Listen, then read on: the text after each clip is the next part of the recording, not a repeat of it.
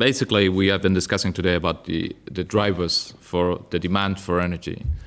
Which are the main drivers that you could say are those that we should attack in order to improve energy efficiency? I was focusing on residential demand for energy.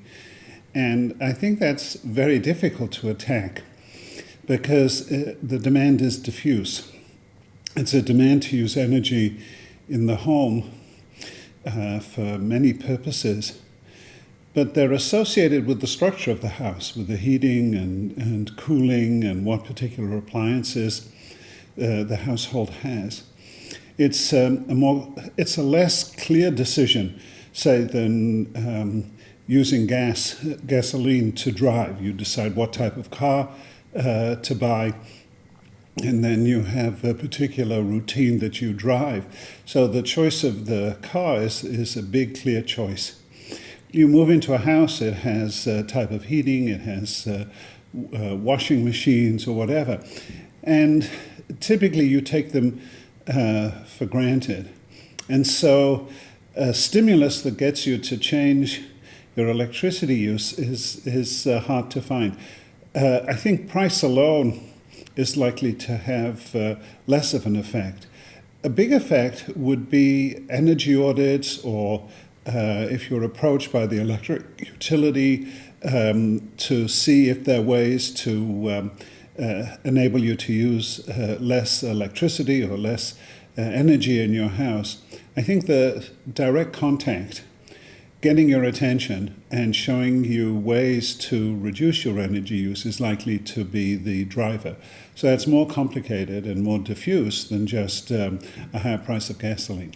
Okay, and you have also been studying the situation in California compared to the U.S. and other countries.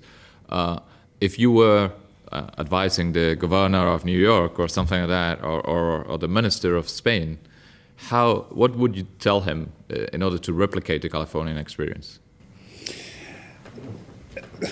So California changed how it approaches energy efficiency with a law passed in 1973 that was vetoed by Ronald Reagan, who was governor. But then in 1974, he had a change of heart and it was passed. And this law created a new agency with a mission of promoting energy efficiency. Until then, the electric companies were regulated by what we call the Public Utility Commission. That had been going on for 60, 70 years. Nothing was changing much.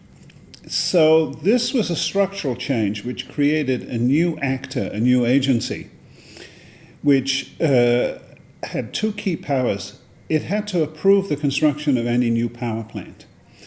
And that was important because the sense was that the regulator was too cozy with the electric utilities, and whenever they wanted to build a new power plant, that was approved. And every time they built a new power plant, they got a rate of return on the extra capital, so they had an incentive to keep expanding supply. So this created an agency, a completely new agency, with no incentive to automatically approve expansion of supply.